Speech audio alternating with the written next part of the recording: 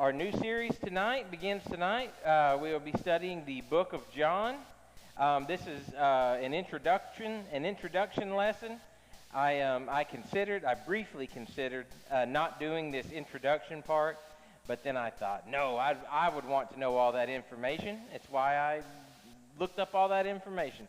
So, we'll get into the text next week, but tonight I just want to give you some preliminary information before we get into the book of John proper. Matthew, Mark, and Luke. Of course, we know that for a few years here, we studied the book of Matthew. So one of my, not a fear, but one of my thoughts before entering into this study was I thought, what if people think, why are we studying John after we studied Matthew? Isn't that like overkill or something like that? And I just want you to understand that it is not, and here's why. Matthew, Mark, and Luke are referred to as the Synoptic Gospels. You've probably heard that before. It's just a fancy word that comes from a Greek word that means to see together. Because Matthew, Mark, and Luke are, even though they have many differences, the overall style and the content of the books is very similar. Matthew, of course, being written by Matthew, the apostle of Jesus. Mark, being John Mark, who we've been talking about on Sunday mornings a little bit. And he's the same John Mark whose mother's home that Jesus and the apostles regularly met in. John Mark also abandoned Paul and got on Paul's bad side for a while, but later on they reconciled. But Mark, some of the early church fathers referred to Mark's book as the Memoirs of Peter, which is very interesting. Because there's ancient sources that say, or that Mark got his information from Peter before he wrote his book. And studying the book of Mark is different because it's like traveling through the gospel at breakneck speed. It's like Matthew on fast forward. Luke's gospel is very different in that Luke wrote his gospel to a particular Gentile named Theophilus, and he wrote the book of Acts to a particular Gentile named Theophilus. So he wrote it from the perspective of trying to win over Gentiles. So that's some of the differences that we find, the big differences we find in Luke.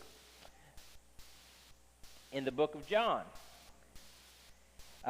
here's just I'll go through some facts and some different information. There are a higher number of discourses in proportion to narratives.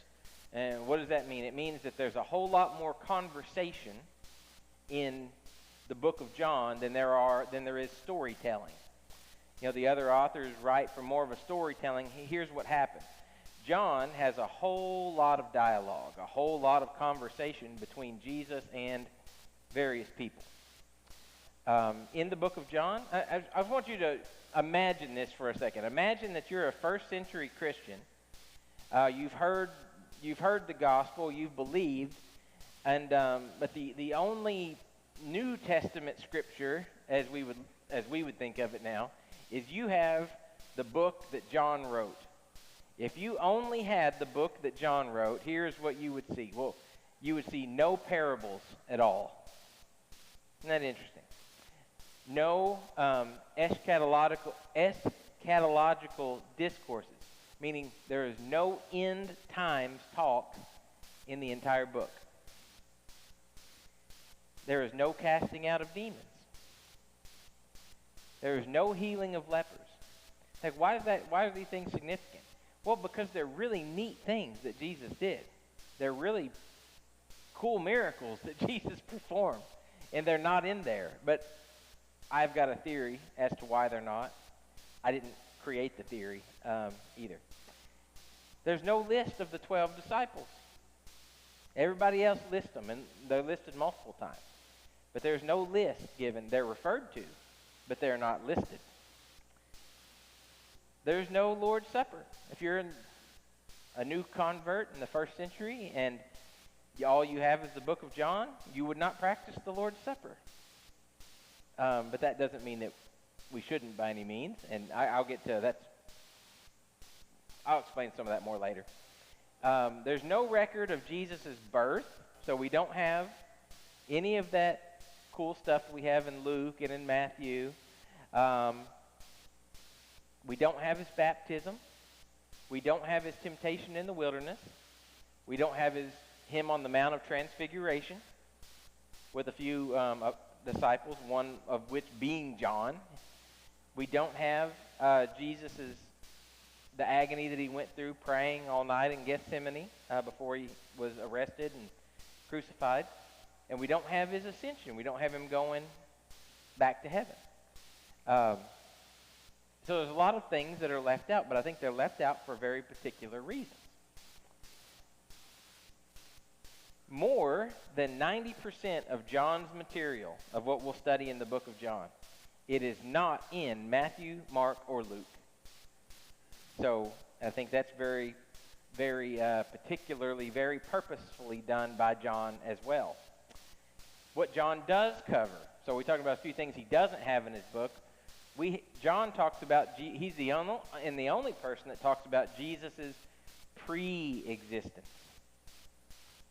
In the beginning was the Word was with God, and the Word was God. And he talks about how he was with God in the beginning. He goes all the way back. The beginning of time as we know it. John talks about Jesus' incarnation. Incarnation, that's another one of those fancy biblical words. What's incarnation mean?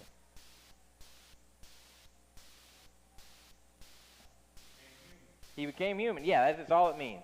All these words, and I words like that used to drive me crazy.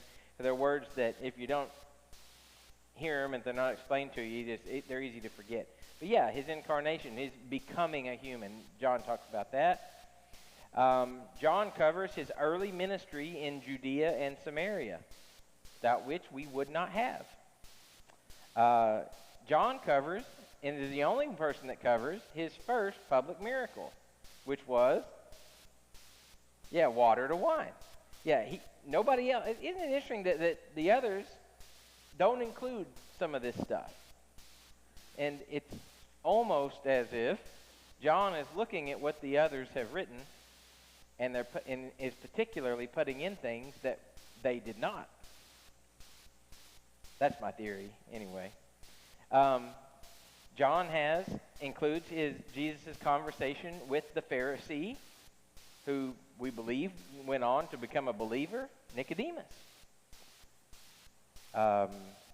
His encounter with the Samaritan woman, which is lots of people's, one of their favorite parts in the Gospels, is Jesus' encounter at the well with the Samaritan woman. The very first person that Jesus reveals his deity to in a very direct way is a Gentile, half-Gentile, woman, Samaritan woman, and John includes the story, but the others don't. His healing of a lame man and blind man. John is very particular about the miracles that he does include that Jesus does. And these that he includes are particularly because they were done at Jerusalem. His bread of life discourse, where Jesus explains that he's the bread of life, only in John. His claim to be living water, only in John. His claim of God's name as his own. We're going to see that, I think, 8 times, if I remember right, in the book of John. The fancy, church word for that is the tetragrammaton. I am the name of God. Jesus says, and you'll note as we see Jesus use that expression, I am, they knew exactly what he was saying when he said that. Because most time when he said that, they picked up stones and tried to kill him. That just goes and flies in the face of, the modern day people who try to say that weird argument that Jesus never claimed to be God. He did, like very specifically. His Good Shepherd discourse, where Jesus explains that he is the Good Shepherd, is only in John. The resurrection of Lazarus. Like, how on earth did the other guys leave that out? That's like one of the coolest miracles that he did. And it was also a picture of his upcoming resurrection. The washing of the disciples' feet, only in John. The upper room discourse, all the things that he taught the disciples when they were in that room. You know, Matthew talks about, the institution of the Lord's Supper, and things like that. But he doesn't talk about what Jesus taught because he taught them the whole time that they were in that room. He washed their feet, and then he instituted the Lord's Supper, which John does not include, but he includes all the stuff that the others did not include in theirs. Jesus also says his high priestly prayer, which is a very, very long prayer, but he prays for very specific things that John outlines and talks about that are very wonderful things to know and study. The miraculous catch of fish is in John. The recommissioning of Peter and Peter's predicted death at the very end of John, when he asked Peter very famously the 3 times, "Do you love me, Peter? Do you love me, Peter? Do you love me?" There is much more teaching about the Holy Spirit in the book of John than in any of the other Gospels, by far. So here's how John complements the synoptics, Matthew, Mark, and Luke. So let's look at how they work together. Matthew, Mark, and Luke show Jesus being accused of threatening to tear down the temple. But John gives us the reason why they accused him in chapter 2, verse 19. The synoptics, Matthew, Mark, and Luke, they don't explain why the Jews brought Jesus to Pilate. John explains to us that only Romans could enforce capital punishment. Matthew, Mark, and Luke place Peter in Pilate's courtyard, but they don't tell you how he got there. John explains how Peter got in.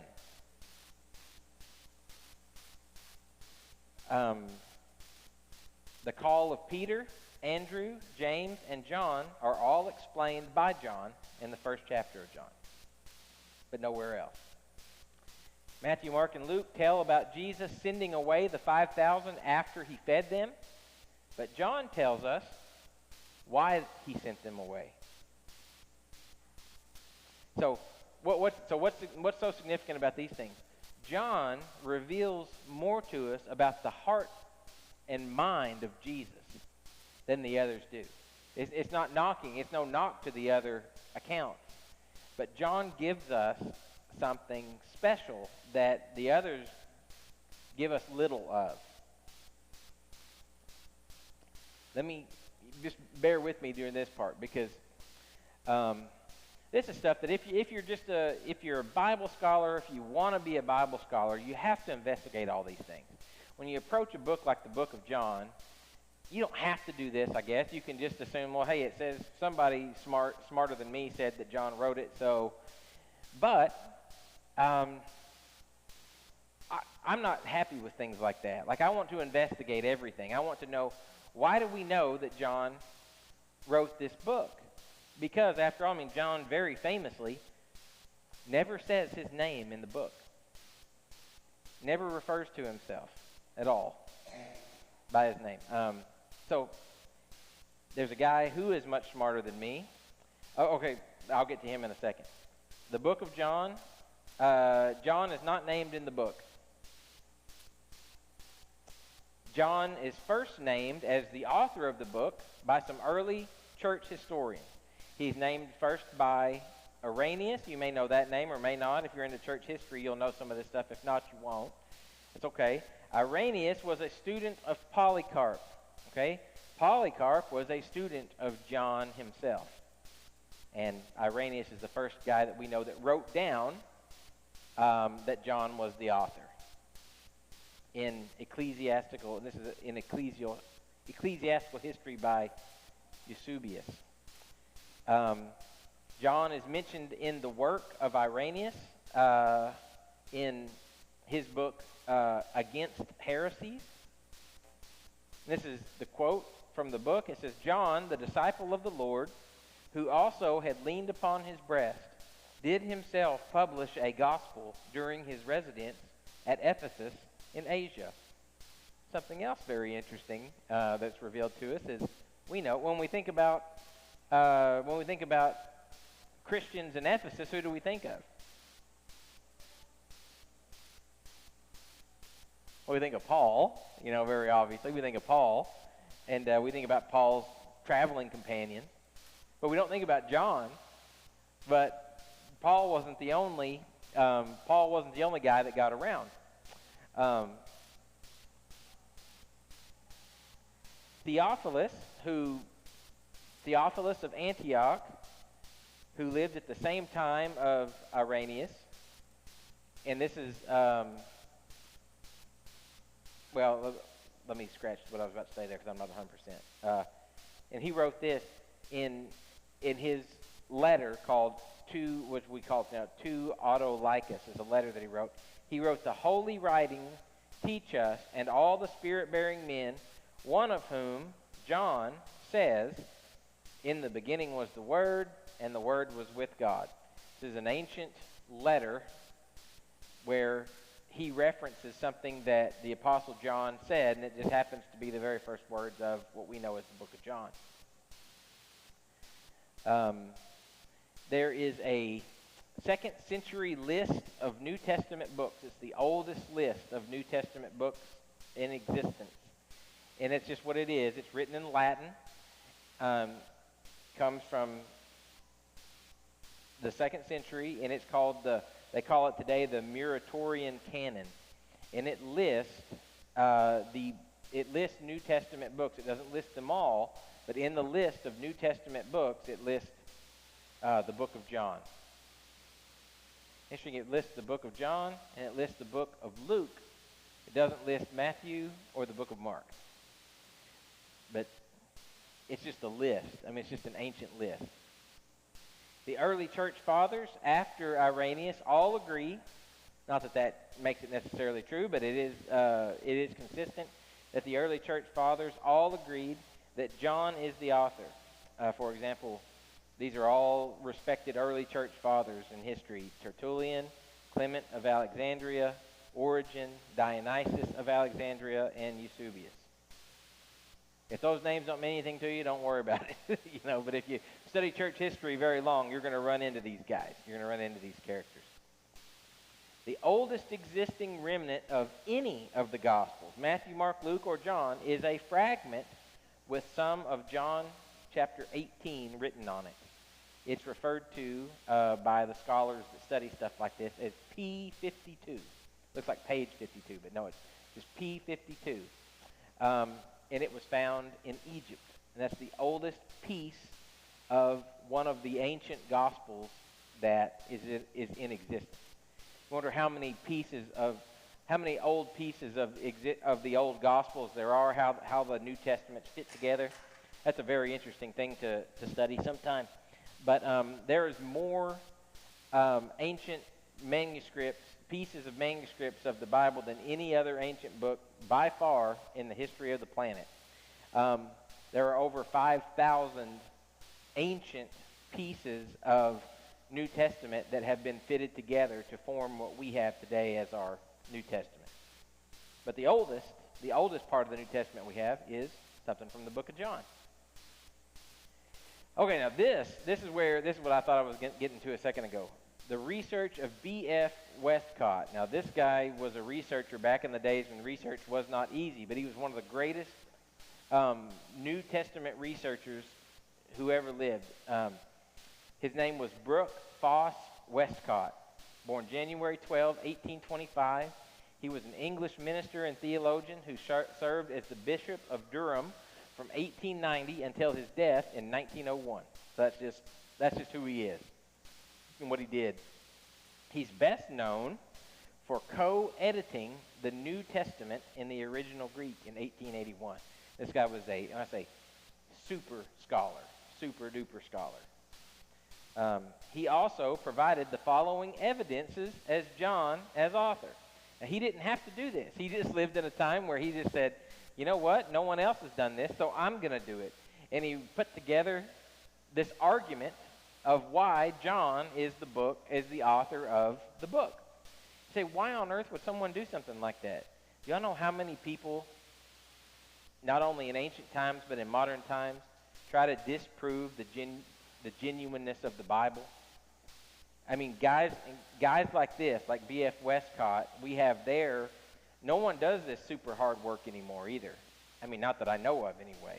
I mean, the theologians, the days of like great theologians walking this earth are almost gone. Kendall asked me, why didn't I do it? I said, I'm not smart enough. I'm not being humble. I'm not looking for a, yeah, you are, but I'm not. These guys were something else.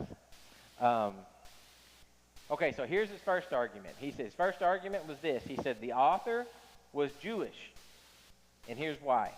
He was very familiar with Jewish thought and culture, including, but not limited to, the Messiah, the importance of formal religious training, the relationship of suffering to personal sin, the Jewish attitude toward the Samaritans, women, and Hellenistic Jews.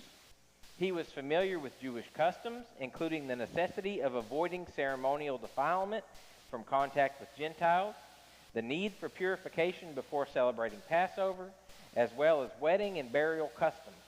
He was familiar with the great Jewish feast of Passover, tabernacles or booths, and dedication, Hanukkah. So he just makes the argument that based upon, if you read the book of John, it is clear that the author was Jewish because he understood all these things about what it meant to be Jewish. His next argument, he says the author was from Palestine. He had a detailed knowledge of local places that only a resident would know.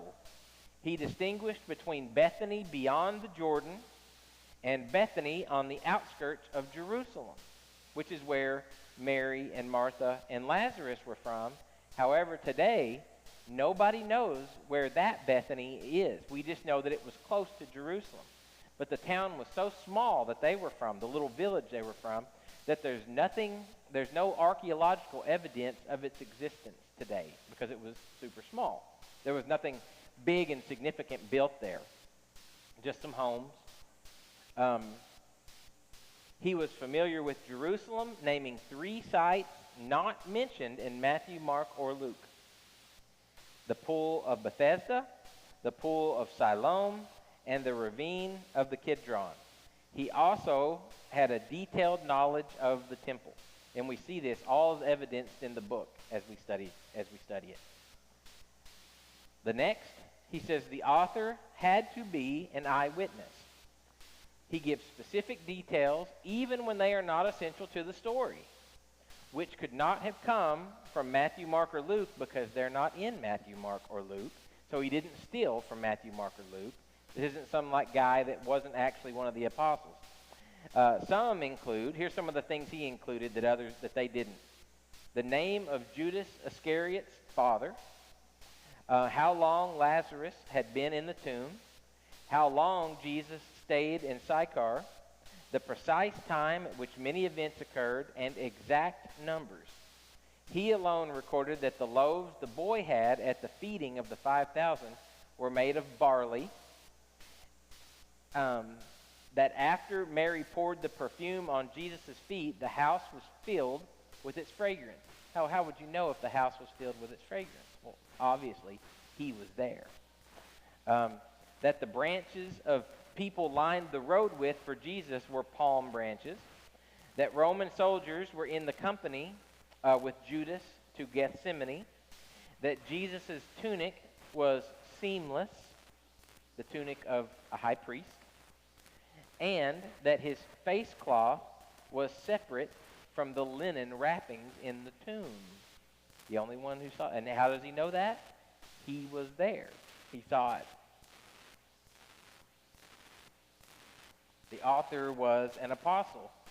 He mentions several times what the others were thinking and what they were feeling. So he knew all the apostles intimately, whoever the author was. And then he ultimately concludes the author was the Apostle John, which I don't think anyone's going to question that as we study the book. But I love that he did all this work. Though mentioned 20 times in the Synoptics, his name is not mentioned once in his book. Only a preeminent person of unquestioned authority could have written something so different than the Synoptics, yet have universal acceptance by the church. The church would have rejected him. They would have known that this was a fraud. The author does make reference to himself as the disciple whom Jesus loved. That's how John refers to himself.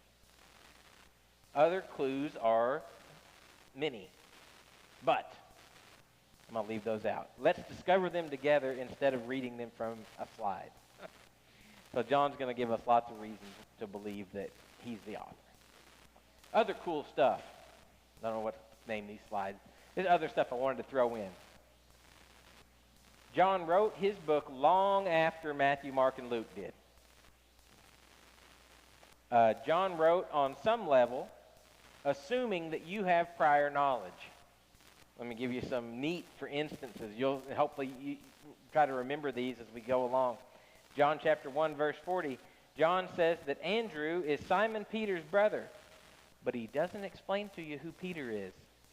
He just tells you that Andrew is Simon Peter's brother. He assumes that you know who Peter is.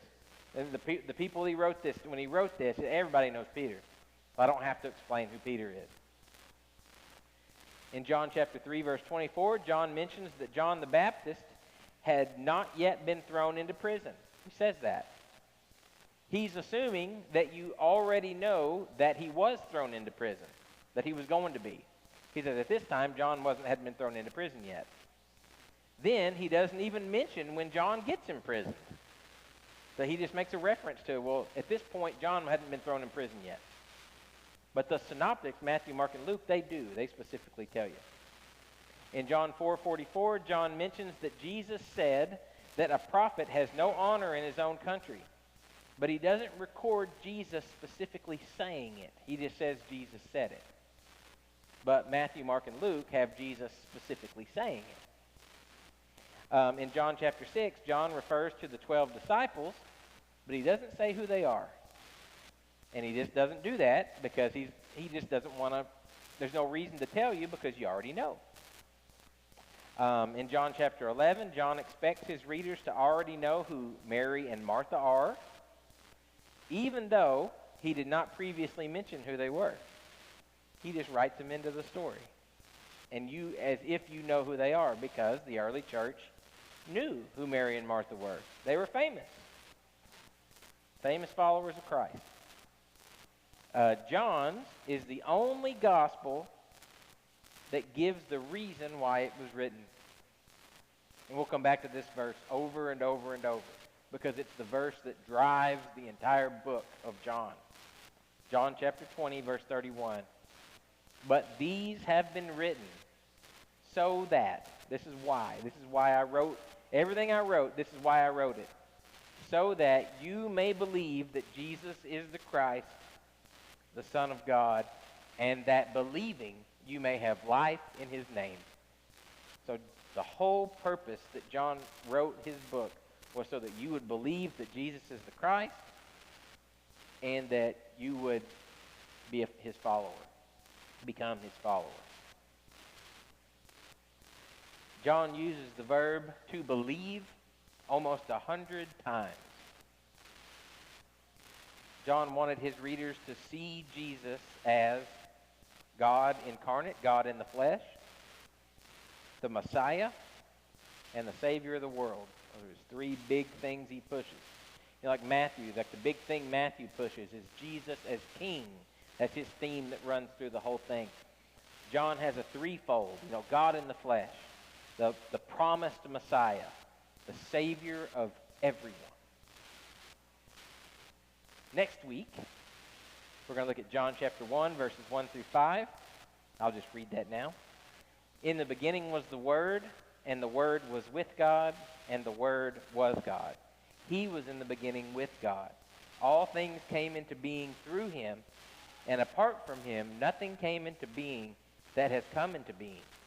In him was life, and the life was the light of men. The light shines in the darkness, and the darkness did not comprehend it. This is Jesus' birth story by John. This is Christmas. Christmas by John. John chapter 1, verses 1 through 5. And we will unpack that very heavily next week. I very much look forward to that. So here's just a few announcements. I'm going to try to start doing these. Just try to say more stuff. Get more stuff included that we don't usually talk about Wednesday night. We have a stateside mission coming up. Westview Boys Home. Anyone who's interested in going to that. Sunday, it will be Sunday, September 8th through Saturday, September 14th is the days that we will be there. Of course, we've offered it this way now, but for the whole week, or we also have the option of doing a partial week to go to Westview Boys Home. If you're interested in that or have any interest at all, talk to me or Rex or Levi or Nathan. We're the most regulars. Tyler's been. You can talk to Tyler about it if you have questions. Love helping out down there. We're doing church T-shirt sales. I didn't design the T-shirt, but I picked it. And not only do we have a T-shirt, but the T-shirt, they have to be ordered by Monday, August the 19th. They're $20 a piece, and the proceeds go to the Honduras Church. And this is what the T-shirts look like. They have a couple nets on them. They say "Followers of Christ," which is probably one of my favorite Christian expressions. You'll see that at the end of my sermons. You know, I'm not really big on just really trying to encourage people to believe in Jesus.